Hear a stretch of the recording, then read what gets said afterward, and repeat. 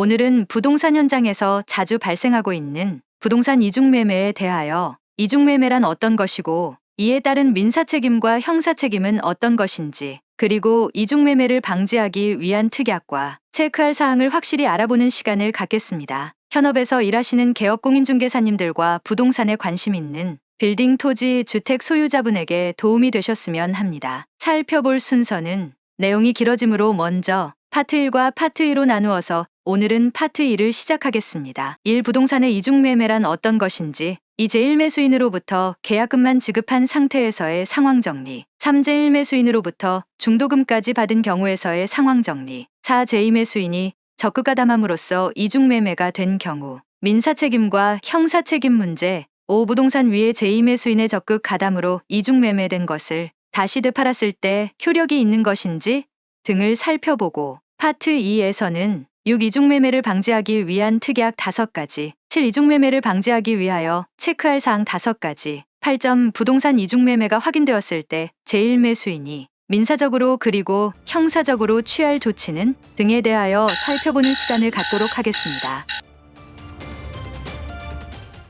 1. 부동산의 이중매매란 어떤 것일까? 부터 먼저 살펴보겠습니다. 이중매매는 매도인이 제1매수인과 부동산 매매 계약을 체결한 후 아직 이행하지 않은 상태에서 즉 다시 말하면 계약금 또는 중도금이나 잔금까지 받았는데 소유권을 이전해주지 않고 있는 상태에서 다른 매수자 즉 제2매수인에게 같은 부동산을 매도하는 행위를 말합니다. 일반적으로 이러한 경우 먼저 등기하는 쪽에서 소유권을 취득하게 됩니다. 그러나 이러한 행위는 매수인에게 손해를 초래할 수 있으며 법적 문제가 될 수 있습니다. 사례를 들어가면서 살펴보겠습니다. 매도인 A씨가 자신의 땅을 매수인 B씨에게 10억에 팔기로 하고 매매 대금을 미리 받았습니다. 즉 계약이 되어 계약금 또는 중도금까지도 받은 상태입니다. 그런데 매도인 A씨는 땅의 가치가 상승할 것을 알고 제2매수인 C씨에게 더 높은 가격의 땅을 팔고 소유권을 이전해 주었습니다. 이 경우 제1매수인 B씨는 매우 억울할 수 있으며 법적 조치를 취할 수 있습니다. 위 사례를 가지고 상황에 따라서 어떻게 다른지를 알아보겠습니다.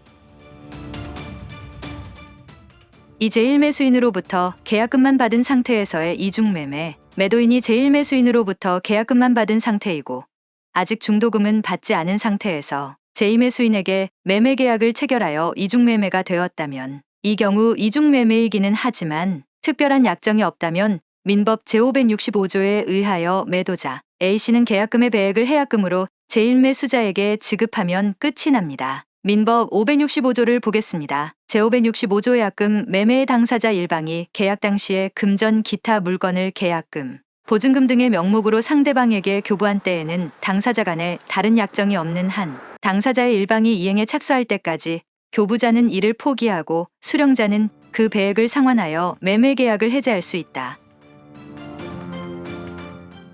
3. 제1매수인으로부터 중도금까지 받은 상태에서의 이중매매, 매도자 A씨가 제1매수인으로부터 계약금을 받고 더 나아가 중도금까지 받은 상태에서 제2매수인에게 매도하였다면 어떻게 될까요? 부동산 이중매매에 대한 배임죄의 경우 매도인이 제1매수인으로부터 계약금과 중도금을 받은 상태에서 제2매수인에게 소유권을 이전하는 경우에 해당됩니다. 이럴 경우 매도인 A씨는 민사적인 책임과 형사적인 책임까지 져야 하는 경우가 있습니다.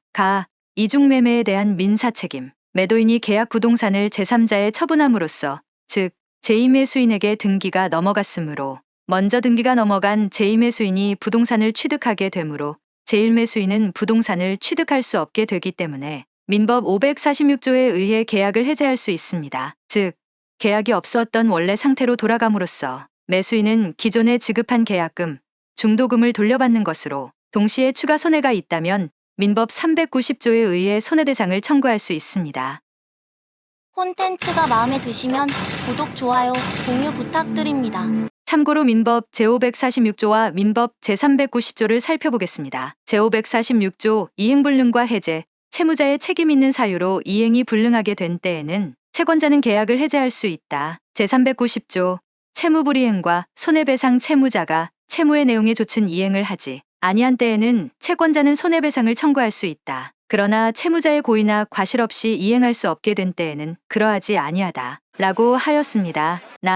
이중매매에 대한 형사책임. 이중매매인 경우 매도인은 제1매수인에 대해 배임죄가 성립할 수 있습니다. 다만 배임죄의 성립 여부는 매매계약의 진행 정도에 따라 달라집니다. 예를 들어 제1매수인으로부터 계약금만 받은 경우에는 매도인은 해약금으로 하여 계약금의 배액 상환만을 하면 됩니다. 그러나 제1매수인으로부터 중도금까지 받은 경우에는 매도인은 제1매수인에 대한 배임죄가 성립할 수 있습니다. 배임죄는 타인과 사이에 그 재산상 이익을 보호관리하여야 할 신임관계에 있는 사람이 신뢰를 저버리는 행위를 하여 타인의 재산상 이익을 침해할 때 성립하는 범죄로 배임죄가 성립하면 형법에 따라 5년 이하의 징역 또는 1,500만 원 이하의 벌금에 처해질 수 있습니다. 특히 배임으로 인하여 얻은 재산상의 이익이 5억 원을 넘는 경우에는 특정 경제범죄 가중처벌 등에 관한 법률이 적용되어 가중처벌 받을 수 있습니다. 그러나 최근 대법원의 판례 경향에 따르면 이중매매의 배임죄 성립을 가능한 한 부정하는 경향이 있습니다. 즉,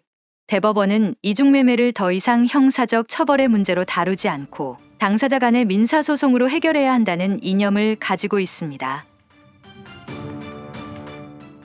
차 제2매수인의 적극가담으로 인하여 이중매매가 된 경우 민법 제 103조는 선량한 풍속 기타 사회질서에 위반한 사항을 내용으로 하는 법률행위는 무효로 한다고 규정하고 있습니다.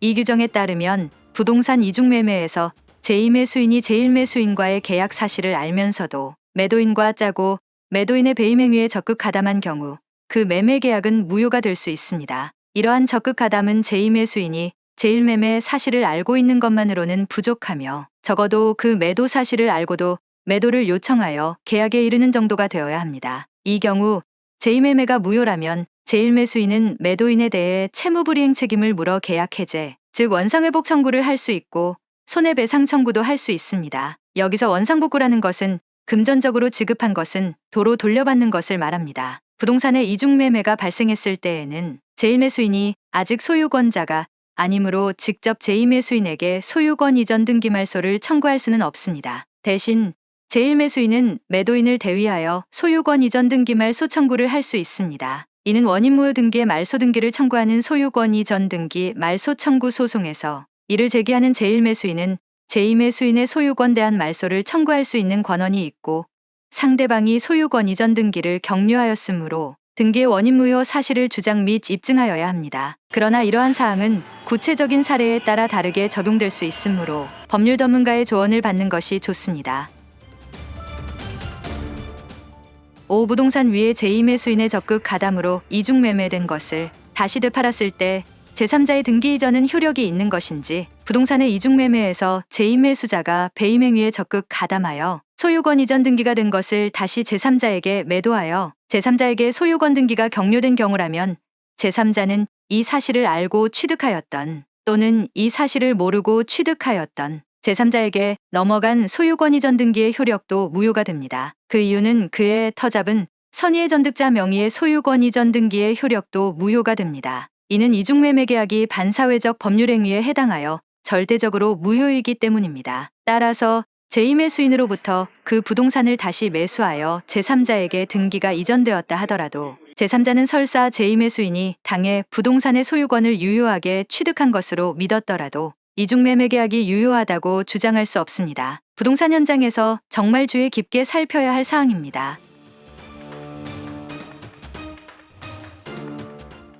전득자란 수익자로부터 다시 사회행위의 목적물의 전부 또는 일부를 취득한 자를 의미합니다. 예를 들어 수익자로부터 부동산의 소유권을 이전받거나 수익자가 취득한 부동산의 저당권 등을 새로이 설정한 자를 가리킵니다. 이때 수익자로부터 전득한 자뿐만 아니라 전득자로부터 다시 전득한 자도 전득자가 될 수 있습니다.